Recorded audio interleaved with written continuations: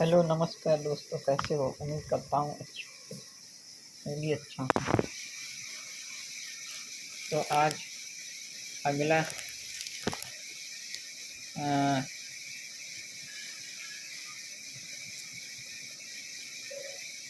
पढ़ता हूँ। ये हो गया था यूरोप यूरोपीय स्कूल हो गया था। आज इसी के आगे से हिमा हिमकाल तथा हिमानी अपरदन। यूरोप यूरो यूरोपियन स्कूल का महत्वपूर्ण योगदान की हिमालय काल की पहचान तथा स्वीकरण के रूप में है। प्लीस्टोसीन हिमकाल के समय उत्तरी यूरोप के हिमानीकरण की पुष्टि के लिए आवश्यक उदाहरणों तथा प्रमाणों को पुष्टि प्रस्तुति करने का भरसक प्रयास किया था। क्षमा चाहूँगा दोस्तों। इस क्षेत्र में प्रथम उल्लेखनीय प्रयास लघु आगाशगी का माना जाता है।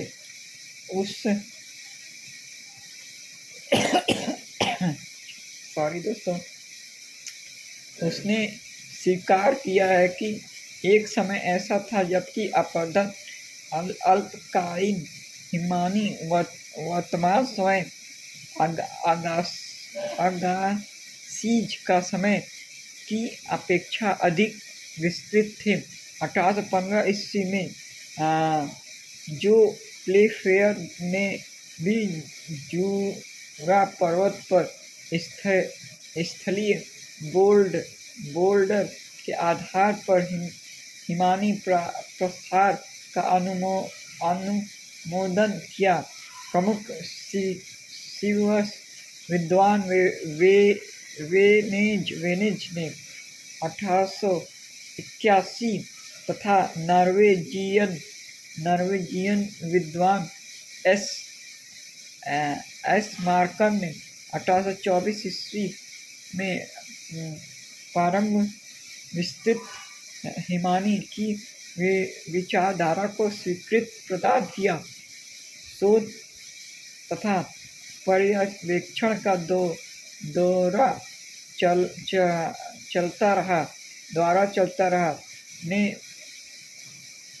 चलता रहा महाद्वीपीय हिमानी को मान्यता प्रदान की। 1840 ईस्वी में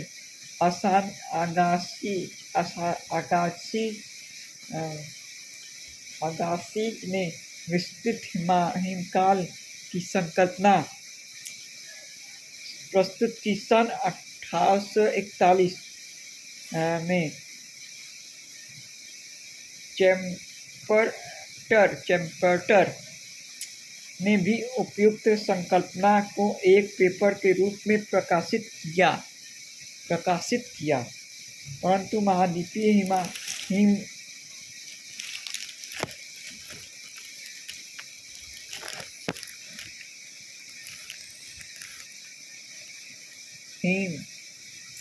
हिमानीकरण की संकल्पना के प्रतिपादन की खिताब आगास्मिक के ही हाथ लगी।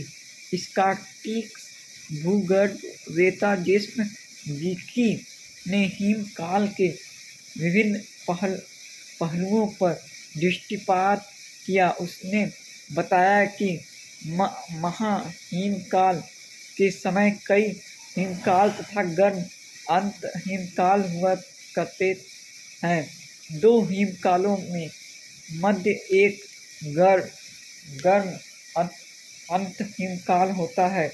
जिस समय हिमकाल पिछला जाता है, जेम्स गीक ने अपने इन विचारकों को द ग्रेटर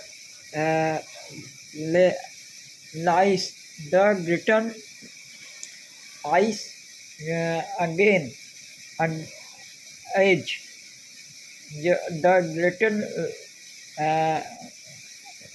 आइस एज नामक पुस्तक के रूप में 1894 ईस्वी में प्रकाशित किया।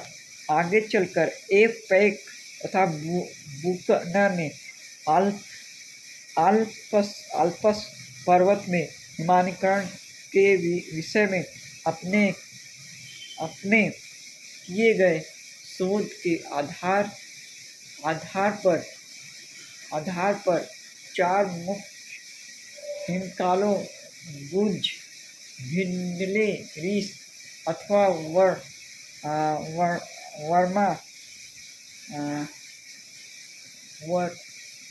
वर्म का प्रतिपादन किया।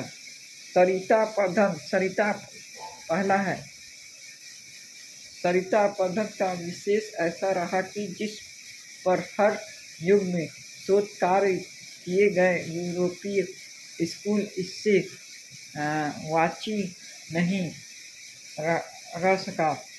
सरिता पद्धति की समान दशाओं के अलावा कुछ विशिष्ट तत्वों का भी प्रतिपादन किया गया।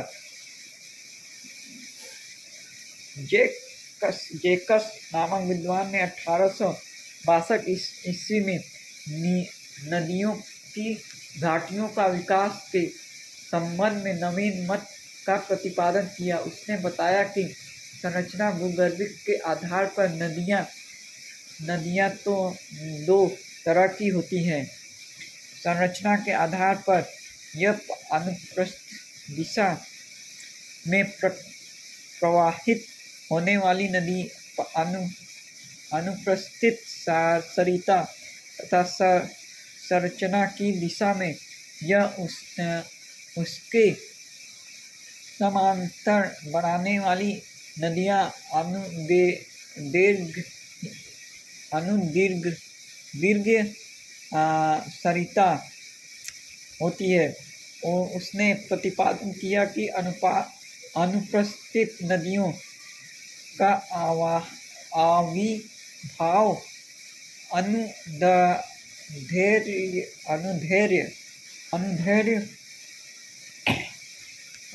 क्षमा चाहूँगा दोस्तों, अनुदैर्ध्य की अपेक्षा पहले होती है। आगे चलकर जर्मन में अपवर्धन चक्र के विषय में प्राप्त विकास हुआ। प्रसिद्ध जर्मन विद्वान वाल्टर पेक ने अमेरिकन विद्वान डेविस द्वारा प्रतिपादित भूगोलवेत्ता चक्र की आलोचना की तथा डेविस द्वारा कल्पित अपवर्धन रहित तत्ववर्ती उत्थान को निराधार बताया। उसने यह दर्शाया कि यह कदापि संभव नहीं कि उत्थान की पूर्व संपत्ति के बाद ही अपवर्धन का प्रारंभ होगा। इसके विपरीत अपवर्धन तथा उत्थान साथ साथ प्रारंभ होती है। प्रारंभ के उत्थान मंदन गति से होता है, परंतु उत्थान के साथ मंदन गति से होता है, परंतु कुछ समय बाद तत्व रहित गति से होता है और आगे चलकर उत्थान समाप्त होता है, परंतु अपवर्धन चक्र के अंत तक चलकर रहता है। सॉरी दोस्तों, पैंक डेविस द्वारा वर्णित अपवर्धन चक्र की 3 अवस्था, तरुणावस्था, पूर्णावस्था तथा जीवावस्था का भी खंडन किया। पेक में समझने में लोगों के प्राप्त भूखी है। इस 2 कारणों को बताया है। पेक ने अपने विचारों को दूरहद जर्मन भाषा में संयोजन है तथा पेक की मृत्यु के समय तक उनकी पुष्टि अधूरी रह गई थी। जो प्रारंभिक रूपांतरण अंग्रेजी भाषा में हुए वे भ्रमक थे। पैक के ढाल से संबंधित विचारकों के विषय में लोगों में यही धारणा रही है कि पैक ढालों के समानांतर निरंतर में विचार करते थे, जो सही नहीं। इस पुस्तक के विचारक संस्करणों में भी यह अवधारणा व्यक्त की गई। उनकी मात्रा यह अवधारणा थी कि तीव्र ढाल में मदन ढाल की अपेक्षा तेजी से निवर्तन होती है। उन्होंने उदाहरण के लिए एक ऐसी तीव्र ढाल को लिया जो घाटी तक से सीधे ऊपर खड़ा हो जाता है।